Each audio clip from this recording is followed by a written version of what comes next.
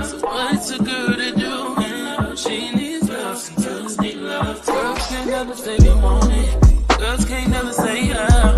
Girls can't never say they need it. Girls can't never say nah. Girls can't never say they want it. Girls can't never say how. Girls can't never say they need it. Girls can't never say nah. Oh nah. Give it to me like you need it, baby. Want you to hear me screaming, have it breathing. I don't need a reason, baby. I want it till you can't buy. I can get it till you right, baby. I wanna be healing. I can be real good. Please don't get any feelings. Hey, I need some love.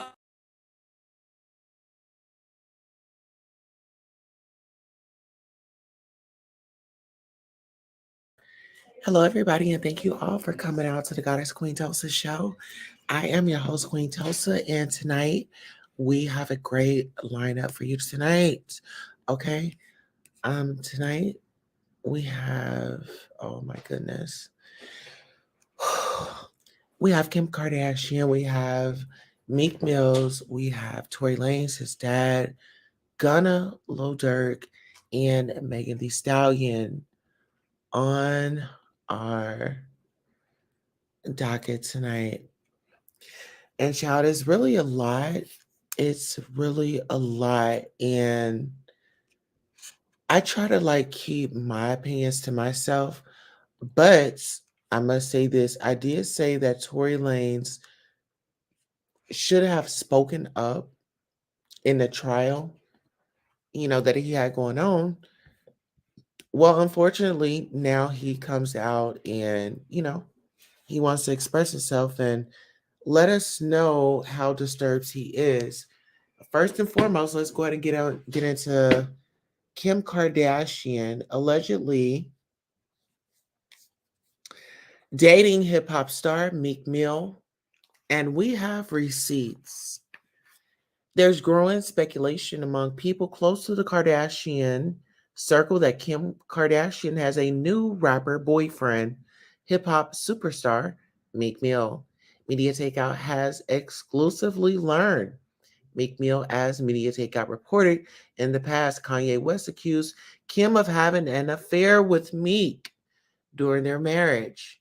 Meek and Kim worked closely on a criminal justice reform project, and the two became close friends. Before the end of Kim and Ye's marriage, as Media Takeout reported, Kanye blacked out in one of his most memorable social media rants and accused the two of having an affair. At the time, both Kim and Meek denied the affair, and up until now, we had no evidence that their relationship was anything but platonic. But things have changed. Media Takeout spoke with two industry insiders who believe that Meek and Kim's relationship may have turned romantic. One music executive told us that Kim and Meek have been in contact. I was with him last week and he was texting her. I don't know what it was about, but he was acting like it was personal. Child, Kim Kardashian. Another entertainment insider told us that Kim and Meek are both scheduled to attend a number of high profile events, and she speculates that they'll be going together. The insider explained Kim and Meek are both booked for the Super Bowl, and both will be attending the Oscars after party. While the insider could not say whether the two will be attending as a couple, the insider explained Meek typically doesn't go to the Oscars, but Kim's team made it possible for him to attend. Seems pretty compelling, right? Well, we have more because at Media Takeout, we come with receipts. Media Takeout confirmed that Kim Kardashian took an unexpected trip on her private jet yesterday to Philadelphia. We managed to track down her jet, which is being called Kim Air and owned by her LLC, Noel Air.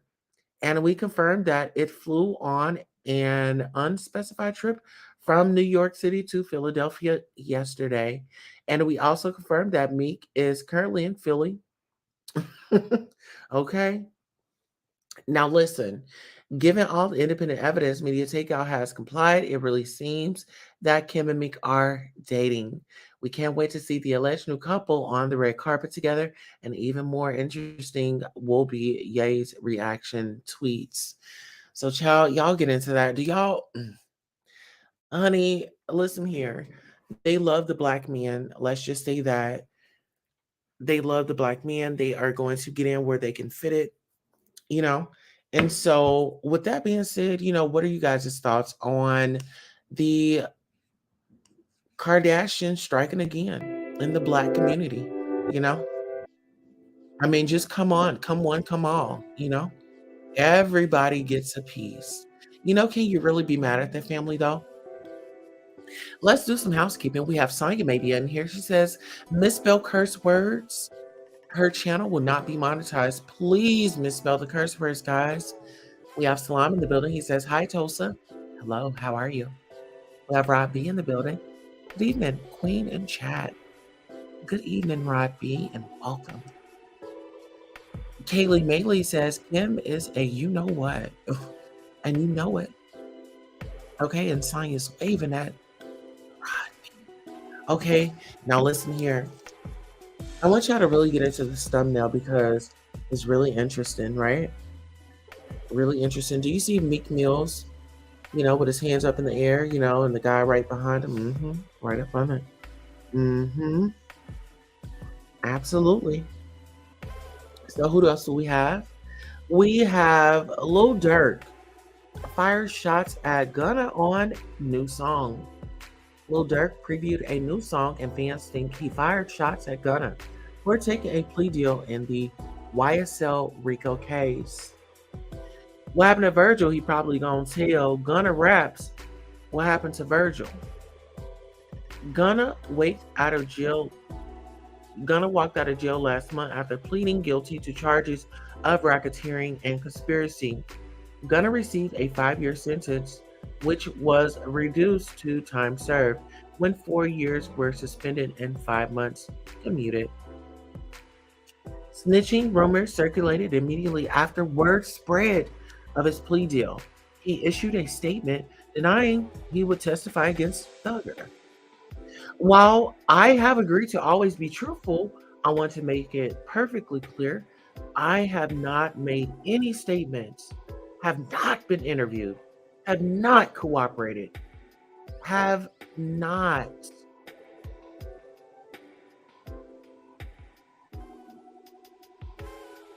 agreed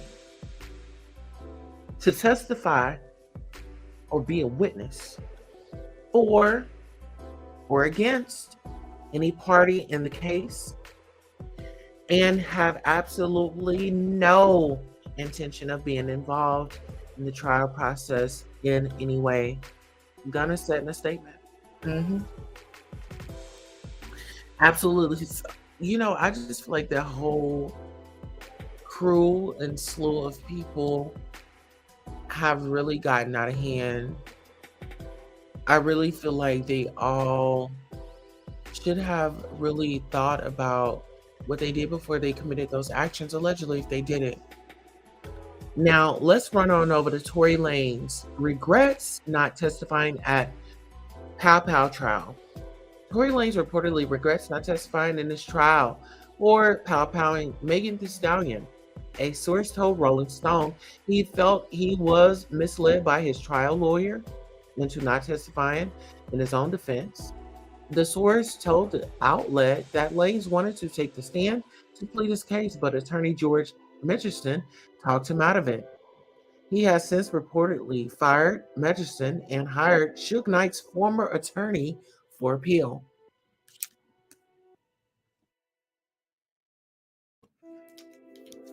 And now get into this. There is another side of the story at trial, which has yet to be told, and we look forward to doing so. David Kenner said, Suge Knight talked to Rolling Stone about the case, comparing himself to Megan. I understand what Megan goes through because when Tupac and I got powed in Vegas, I got a fragment and a bullet an inch to my skull today. They didn't remove it because they said if it went another inch, I'd have been a vegetable or unalive. So I know what it's like when people say you didn't get powed. This didn't happen. He's lying. They accuse me of stuff too. Knight said. Oh wow. So Tory is reaching out, has reached out to Suge Knight's lawyer, and now he's going to be on the case. What do you guys think about that? So in other news, Tory Lanez former attorney denies firing reports. Tory Lanez former trial attorney George Mgdesyan has denied reports that he was fired after the verdict of the trial. I did not get fired. I'm still friends with him, he said, adding that the decision to part ways with Lanez was mutual. I met with Tory's dad. I went and visited Tory. So I wanted to be very clear because I know there are people who are reporting facts that are not true. He said, I'm a trial lawyer. I don't have time for appeals. He added, I'm in court every day. I try probably 5 to 7 cases a year. So it's a lot of trial work, court work. He also says a recent report in Rolling Stone claims that Lanez felt misled by a magistrate after the attorney told him not to take the stand in his defense. It's not like I'm washing my hands and we're not part of the team anymore. I'm just not going to be doing the day-to-day. Lanez's former attorney continued. The decision was made to hire somebody who works with appeal lawyer. But I'm still helping to see what I can do to help the defense. I wish that they would just really let it go. I really wish that they would just seriously let it go. I'm tired of hearing about him, and his dad is really, doing the most. What do you guys feel about Lil Durk calling out Gunna for allegedly snitching? Oh, absolutely. Oh yeah. Oh yeah. It's a lot. You know, um,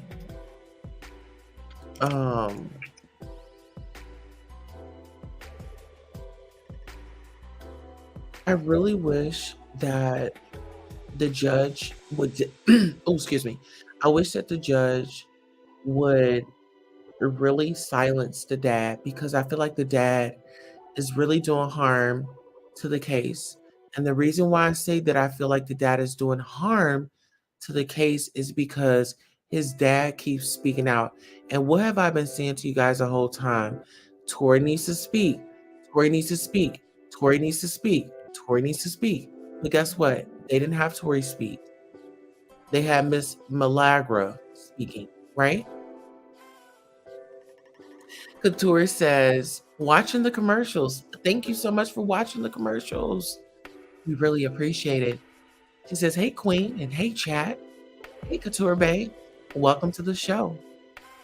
Haley Maley says, I feel for Gunna, but he had to do what he had to do to get out of jail. And that's my thing. I'm not taking a rap for nobody. And when you have people like this, it really makes it hard for people to believe you. Let's get into the content.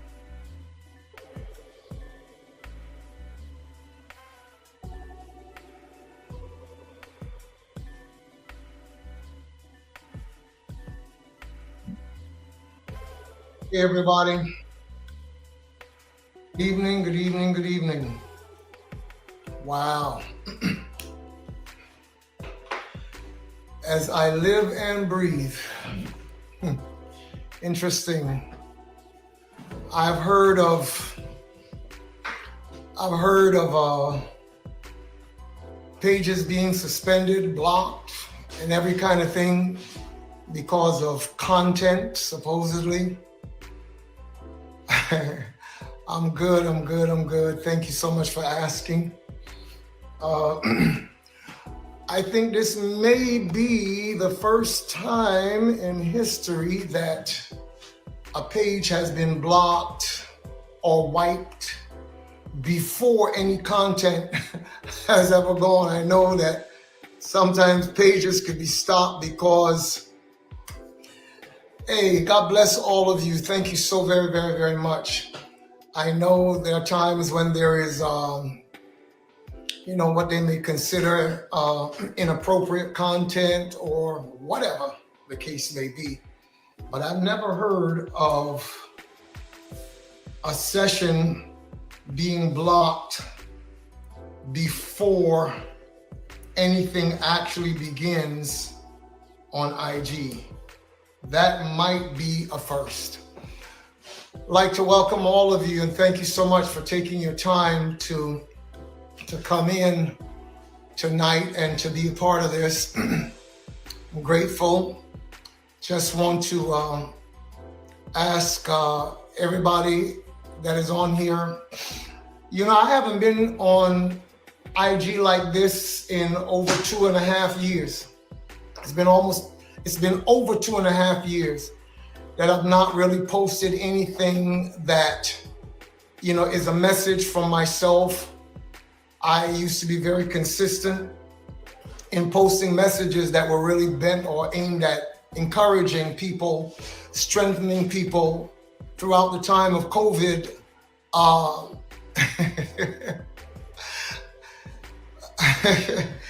my goodness. Yeah, that has really been, aimed at being an encouragement. I remember during the times of COVID that I really started to address dealing with the spirit of fear and self-doubt. And throughout all of that time, people were engaged, and I'm grateful. It was encouraging to hear that the message was not merely, going out, but that people were actually receiving from it. And so for 2.5 years, over 2.5 years, I've not really said anything. I have walked through this season. We have been through the storm and the rain, and we have kept ourselves strong.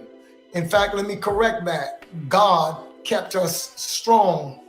And I'm grateful for everything that the Lord has done and how he has kept my family, because guess what? We have been through so much. And that is why tonight I thought it was time to speak. In the book of Ecclesiastes, it is written, there's a time to speak and there's a time to keep silence. And I do believe that the time has come to speak for now, for now. So tonight I want to take you on a little bit of a journey. And I pray that you will stay with me. I pray that you will strap on your seatbelts and be ready to take this ride with me. Many of you, for some time, have been concerned as to what has been going on with regards to Tory. Just give me 1 sec, please. I'm so sorry, but just give me 1 moment. This won't take long.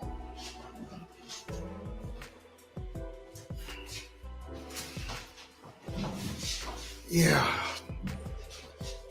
A lot of you have been concerned about him. I am grateful to all of you who have loved him, have stayed with him. And as you know, we've just come through a trial that ended in the way that it ended. And I appreciate all of you who at least have decided not to allow your mind to be hijacked by a narrative that others would want you to believe, as though you have no sense, as though you have no mind, as though you should never be allowed to think for yourself. And that's basically what it has been.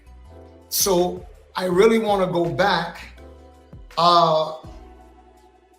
just buying a little bit of time, because I would like for as many ears as I possibly can get to hear what I have to say tonight, because I believe that I'm speaking from a place of truth, from a place of love. And some of you who are coming on, I appreciate, by the way, a couple of you contacted us, my wife's page, and a couple of you have said, hey, listen, how can we help? Because it's very obvious that there are certain forces that would not want my voice to speak tonight. But this is not new. This kind of warfare began just over 2.5 years ago. 2.5 years. No, we are, 2.5 years and a couple of months ago, let's say, give or take. So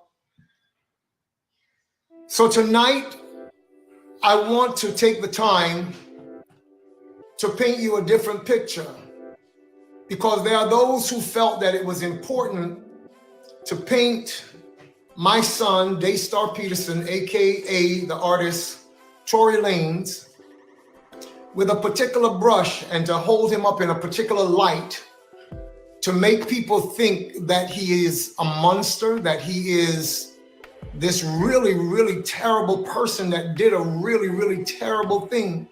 When I look at the fact that these people were willing to go to no length to make sure that story is told and told and told and told, it makes you question why. You see, I was the first person that he called when he was able to call on the phone to say something about the situation that had happened back then. I must say this to you, however, before I get started. It is not my intention tonight to go into merits of the ongoing trial. Thank you. He is, in fact, innocent. God bless you for stating that, and all of you who have stated and continue to state that my son should, in fact, be free. So I am not going to get into speaking about a case that is not over, although many would like to think that it is or would hope that it is. So I'm not going to get into speaking about the merits of a case, about the legal realities of it. They are experts in that field who are standing up to address it now. And so I will allow them to do what they do best. And I will do what I know that God has gifted me to do best. And that's number one, to tell the truth. That's number one. That's number two, to be a voice for truth. You see, truth is not a philosophy, people. Truth is not an ideology. Truth is not a religion. It's not a doctrine. I have been a servant of God for years. My children grew up as they saw us go from sometimes city to city, nation to nation. We lived in a lot of different places. And on one hand, that really gave us an international perspective of the world and what it's really all about. And so there are some things that I do want to say, and I would ask that you can help me to get it out as far and wide as it is possible to get it out. I pray that those of you who showed up for Live at 7 to find that my page had gone dark, was just a black screen there, that I pray that you return. Thank you again for those of you who actually reached out. I've had a couple of calls, some messages, and people are saying, hey, how can we help you to do this? How can we help you to do that? Can we get you on station head, et cetera, et cetera? And I appreciate all of that. I'm not coming tonight with vengeance in my heart. I'm not coming to try to tear people down. I'm not trying to render evil for evil. As the word of God that I have taught and lived or sought to live for years have told me to love even my enemies. It's not easy sometimes, I can tell you that. But I have sought to walk the love walk, and I've taught my children to do the same. One thing I do know for sure is that I never hold anyone in my heart in unforgiveness, because I've learned that unforgiveness is like pouring acid into a container. If you pour acid into a container, it will first affect the container before it affects anything outside of the container. So I do not ever allow people and what they have to say to be either the standard by which I determine anything in this life. I would rather forgive people so that I can have a clear heart, that I'm able to hear God. I've been told that if I were to go live tonight, there are those who will take my words and spin them for whatever they want to make it say. However, I've also learned not to fear men, but only to fear Almighty God. You see, Jesus said this one day. He said, "Do not fear those who can kill the body, but rather fear him who, after the body has been killed, can also destroy the soul in hellfire." So I've learned over the years not to fear men. Now, we are living in a time of the internet. We're living in a time of social media. And it is so sad to see social media becoming a place that is so full of toxicity. People, internet trolls, who don't like to see the beauty of a life unfold. You know, they like moles. Digging up dirt on people is to them like though it was gold. And that's the world we live in right now. I think that we have the power to change the narrative, because one thing that the evil empire fears more than anything, they fear masses of people thinking for themselves. That's what they fear. That's their biggest fear. You know, we live in a world where the powers that be tell us that we should walk around with these blindfolds on. They want us to be walking around with blindfolds, and we are to depend on them to be the only one that can lead us or direct us where we should go. And they never want us to remove the blindfolds, because they fear that if we remove the blindfolds, not only will we realize that we can see, but they fear that we will realize that the people who are leading us around are actually the ones that are blind. And their continued existence depends on us never knowing that they really are the ones that are blind. Do not think that because you have money or because you are in politics, that makes the light automatic to you. It does not. So let me start here. Let me go back to the day of the verdict at the courthouse, because I left that courthouse and the cameras were there. I did not come out saying, "Oh, I'm about to say something and this would be a good moment to make a statement so that what I'm going to say will go viral." That was never the issue at all. I came out because I had sat for 2.5 years seeing an injustice being perpetrated against an innocent man. There are those who would say, "Oh, well, that's your son. You will believe anything." Truth be that before I had children, I was sworn to serve the kingdom of heaven. I am an ambassador of that kingdom. So people can say whatever they want. After this message today, there are those who will applaud. There are those who will disapprove. And there are those who will downright try to make it say what they want it to say because they so fear the truth coming out. So that day I left the courthouse. So let me start there. Like I said, I left the courthouse, and as I left, responded in a way that some would say, oh, he was so emotional. It was just an emotional father. Listen to me. I fought many battles in my life, and I fought battles for people who were not even my children. I've been a voice for the voiceless for a long time. Some of you may not know this, and that's why I'm introducing myself, that you may know who is standing in front of you right now. All right? So I spoke up because I'm not someone who have been conditioned over the years to fear the ramifications of evil people. I fear God. I fear God. And at the end of the day, anyone who could ever seek to shut my mouth or stop me from speaking the truth to the point of trying to extinguish my flame, guess what? The only thing you can do is give me a one-way ticket to heaven. You can't do anything to me.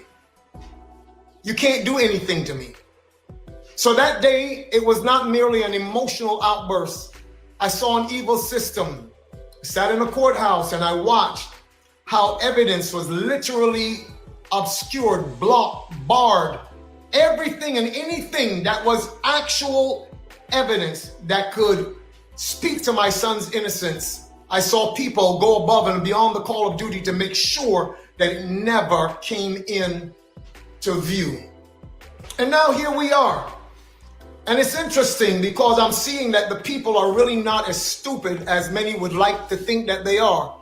Because I've seen that people have actually looked at all of it and say, nah, something's wrong.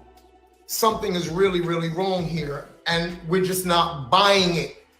So as soon as certain folks saw that the narrative was not going in the direction that they wanted it to go, as soon as they saw that, in fact, it was not how they thought it was supposed to have thrust certain people further into the stratosphere of superstardom while using my son as a sacrificial lamb to make that happen, because that's been the narrative for 2.5 years. That's been the narrative. And as soon as they saw that it was not going that way, that in fact his numbers were rising while certain other people's numbers were falling, they began to dump onto the internet from the attorney's office, from the district attorney's office. They began to dump things that were supposed to have been evidence in a trial, as though the guilty verdict was not enough. Then you had persons like this lady, what's her name? This journalist, Megan Thee. This woman actually went on and said that she saw my wife and I giving transcripts or leaking information to certain journalists to put out on the internet. Wait. Stop for a second. Number one, why would the district attorney's office give us things to put out on the internet to make my son look even worse? Hence, I'm talking about the interview with Kelsey. Why? That makes no sense. So I had to realize that this woman was saying things for the sake of clout.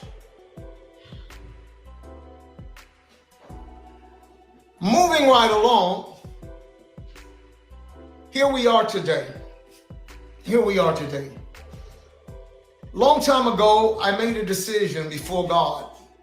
I said, God, if I ever sin or mess up in private, I will come before you and I will repent. I will ask forgiveness in private. But as a leader, if I mess up publicly, then I will go to the people before whom I've messed up and I will ask them to forgive me publicly. That's been my stance. So that's why I'm even going back to the day on the courthouse steps, because many of you were led to believe that it was an emotional outburst on my part. It really was not merely an emotional outburst. You would have to know my history. You would have to know how God has used me in nations around the world, you would have to know that there are times when I've stood up with great boldness to speak on behalf of those who were marginalized, those who did not have a voice, to speak on behalf of those who people did not want to be able to have a voice, to publish their pain and the things that were going on with them. And so that's been an issue for some time. So you can chalk that one up to the burden of leadership. But I want to ask a real serious question. What do you do when you see injustice happening, when it is so blatant and so plain before you? What do you do? Do you just sit back and fear the powers that be and say nothing? Is that the response that we are expected to have in the midst of injustice? For me, I remember what the scriptures say. Number one, woe to you when all men speak good of you. You see, when everybody is speaking wonderful of you, somewhere along the line, you're compromising, because not everybody loves the truth. And if you are just, everybody is speaking wonderfully of you, it means you're not telling the truth somewhere or the other. So I don't fear when people begin to be concerned that I speak or say what is right, even though it can cost. I want to tell you all something. We have been conditioned in life to always take the path of least resistance, because we don't like discomfort. We don't want discomfort. We fear anything that makes us uncomfortable. But we don't realize that sometimes discomfort is a part of the process. Discomfort is a part of the process. A diamond never becomes a diamond just by not going through discomfort, if you will. Diamonds are formed 240 miles below the Earth's, I forget what you call that crust below the surface. And it is processed by heat and by pressure. The heat there is over 3,000 degrees. And 50, what do they call that? 50 millibars of pressure. They said if you want to understand that, then imagine the weight of 2,000 grown men standing on your foot. That's the kind of pressure that it takes to form a diamond from what? Just what we would consider coal, carbons, coal. So sometimes in life, if you are going to be everything that you can possibly be, if the beauty that is on the inside of the creativity that's in you is going to come out, sometimes you're going to go through fire. You're going to go through pressure. Don't fear it. Don't fear it. Don't let people make you fear that. So let me go back to some 2.5 plus years ago. When all of this stuff happened, a lawyer entered into the picture, a man by the name of Alex Spiro. He is a former DA in New York. He used to be the NBA's spin doctor. He was their go-to guy for NBA ball players. And then he went into private practice or became a part of a firm.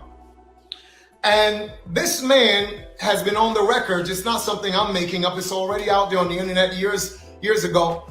He said, when I'm going to try a case of a high-profile case, I first try it in the court of public opinion. And so that's what they did. The strategy was basically to paint a smear campaign against a young man, an artist, to try to make him feel or try to make the public believe that he is the worst person that's ever walked on the planet. How could he be so terrible to shoot a black woman and all of that?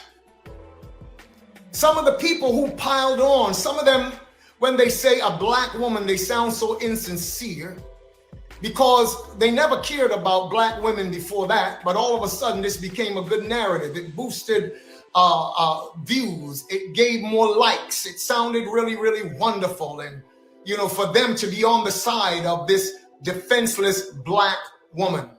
Let me stop right here and say this, and this might come as a shock to many of you. But guess what?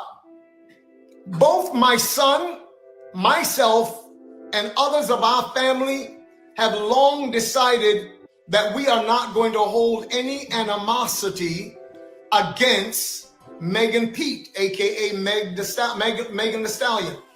We forgave that girl long time ago, because again, we know that the principle of forgiveness is important in order to cleanse one's heart, to cleanse one's soul, and to not be, bound up with hatred and hatred, trust me, resentment, bitterness, those things can actually cause diseases of the bones. It has been proven, and it can cause sickness in your body because you're holding on to something that is negative against the real life force in your life. So whatever you do in life, no matter how hard it is, forgive, because forgiveness is not for the other person, it's for you. It's for you. And so that's what we decided. Some will actually, no doubt, question, is he actually saying that Tory forgave Megan for all of what's going on? Yes, we have forgiven her. But what we will not back down from is the machine that has been in the background trying to press a narrative in order to use this girl for what they have used her for. So let's move on from there. They came in with a smear campaign that was second to none. Yes, it was during the time of the George Floyd situation, the Breonna Taylor situation. And they basically tried to make a silk purse out of a sow's ear. That's not my saying. That's an old people's proverbs who says you cannot make a silk purse out of a sow's ear.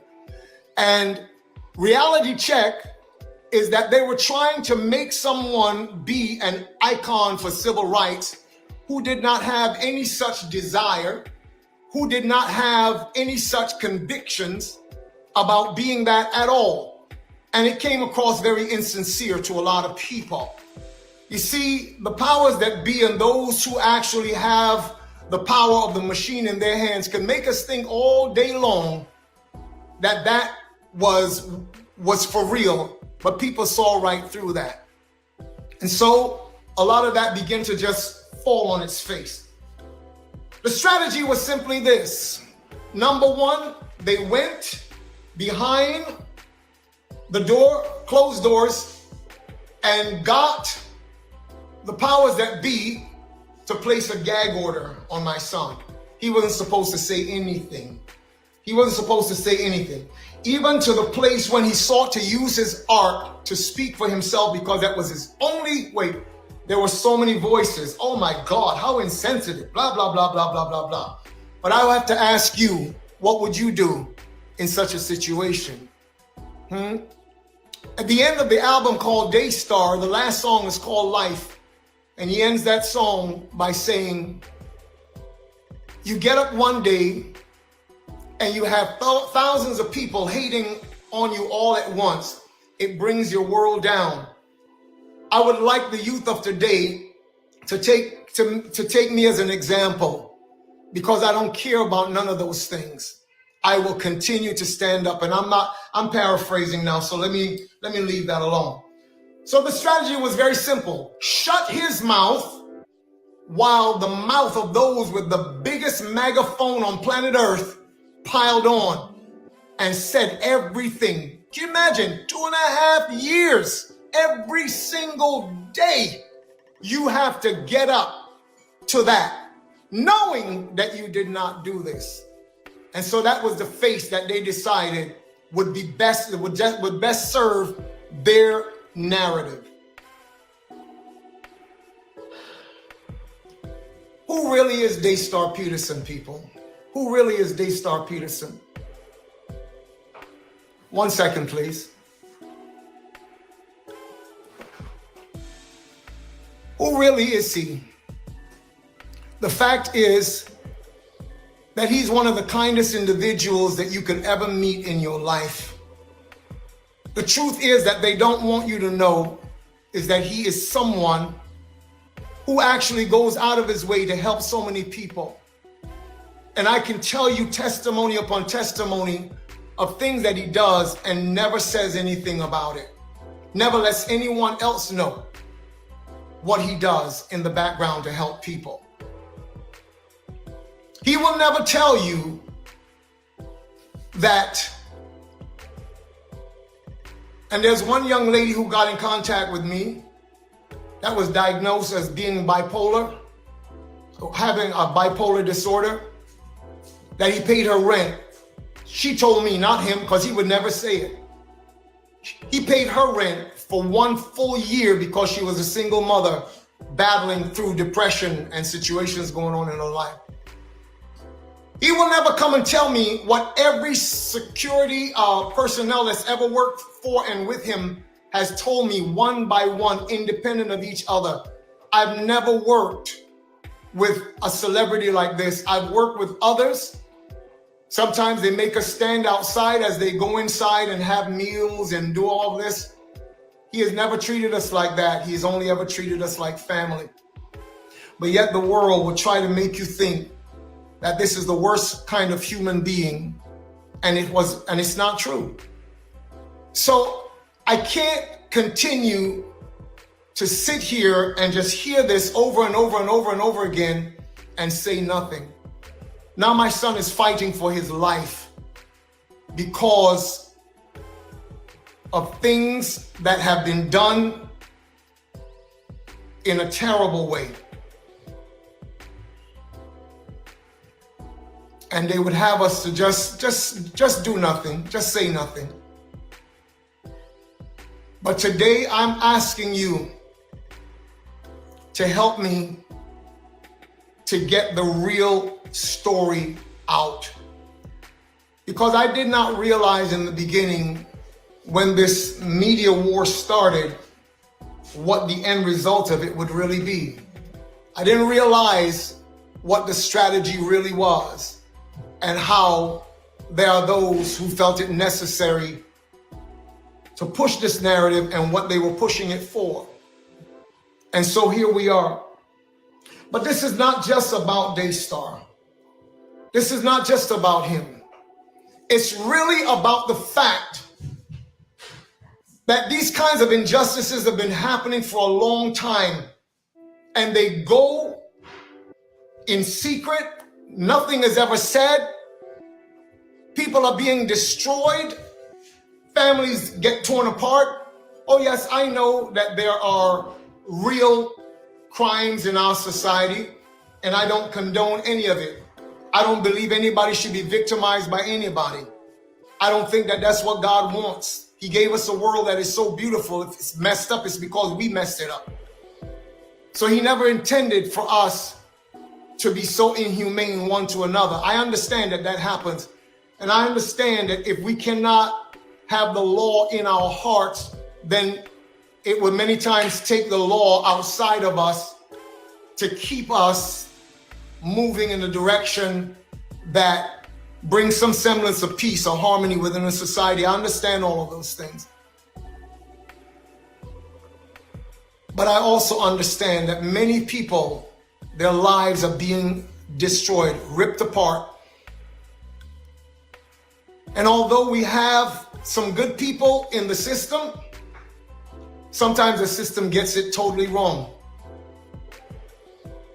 We have innocence projects now that have been able to go back, and sometimes people have been in prison for God knows how long. And had it not been for somebody who took up their cause, they would still be there and they were innocent. So the system does not always get it right. Many times they get it very, very wrong. Has anybody ever told you that for the past 3-4 years, Daystar Peterson, aka Tory Lanez, has been on the board of Unite the People, which is a prison reform platform and initiative run by a very faithful and dedicated man, Caesar McDowell? Has anybody ever told you that he has been on that board for almost 4 years, and that he has many times used his own resources to ensure that people come out of prison that were wrongly incarcerated or unduly sentenced?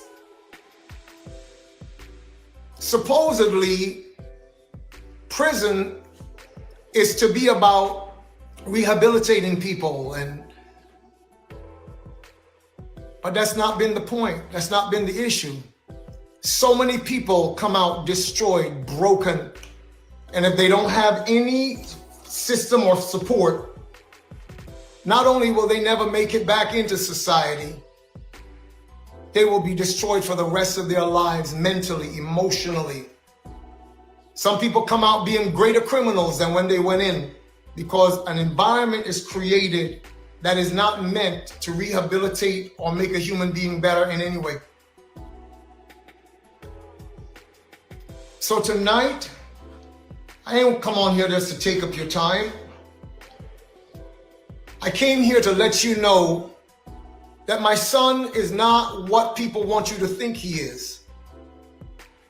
He's not what they want you to think he is. He's actually someone who is kind, he's compassionate, and there is no way, not just because I'm his father, you gotta understand, for the last 40 years of my life, I've dealt with people all around the world, on at least 3 continents, several islands throughout the Caribbean. I've been involved in helping especially young people to be entrepreneurs, teach them life skills, entrepreneurial skills. I've seen people come from absolutely nothing till today. Their lives have meaning. They're actually doing things and helping other people in their lives. That's what my life has been all about. And that's what I passed on to my children. And so I want to say two things. In 1990, I went to my bed and I had a dream. And in that dream, I saw that I was driving in downtown a city in Canada. And I was pulled over by the police in the vision, and they said, give us the manuscript on the destiny of the black race. Mind you, in the natural world, I had never even conceived of writing a manuscript like that, much less putting out a book. But that's what happened in the dream. They said, give us the manuscript on the destiny of the black race. I went to the trunk of my vehicle, took it out, walked it back to the squad car, and I handed it to the officer. And as I was handing it, I said to the man, I said in my mind, rather, I handed it to him, but in my mind, I said, you can take this, but you can't take what's in my heart. And from then, long story short, I started to study, I started to research on what the plight of black people were. And as soon as I started that, again, I went to bed one night and I was thrust into another dream.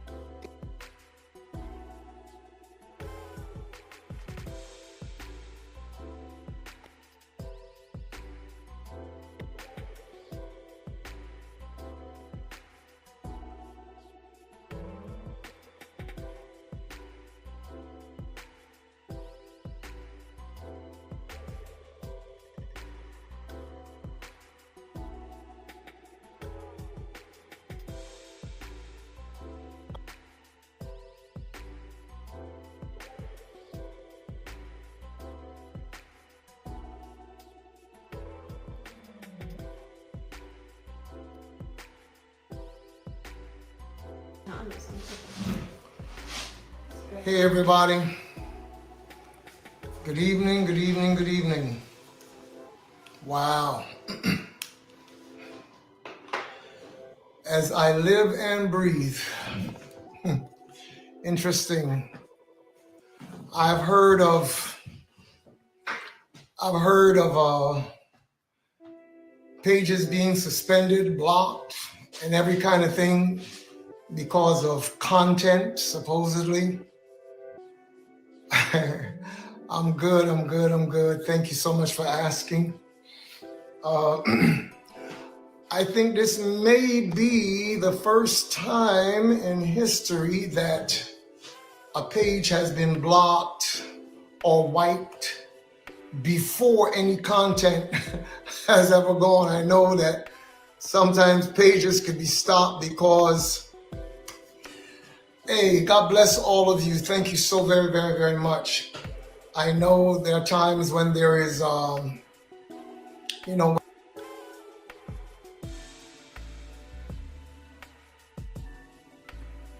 All right, ladies and gentlemen, I just wanted to bring that clip to you so you can understand, why does Tory think the way that he does? Well, this is his representation. This is who approves his behavior. I will listen to him. Y'all listen to him. Docking, I like and view here. Thank you so much. I appreciate you. Well, listen, guys, we are going to actually come back. We have a beautiful topic for you tonight.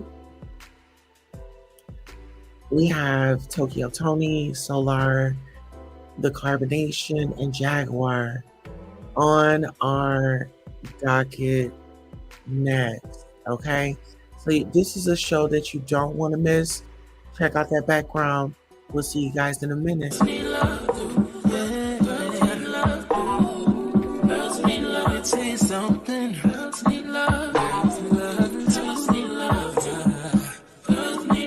What's a girl to do? She needs love. Girls need love. Girls can't never say they want it. Girls can't never say yeah. Girls can't never say they need it. Girls can't never say nah. Girls can't never say they want it. Girls can't never say yeah. Girls can't never say they need it. Girls can't never say nah. Oh nah. Give it to me like you need it, baby. Want you to hear me screaming, have it breathing. I don't need a reason, baby. I want it till you can't buy. I can get it to you right, baby. I wanna be healing. I can be real good. We don't get these feelings. Hey, I need some love.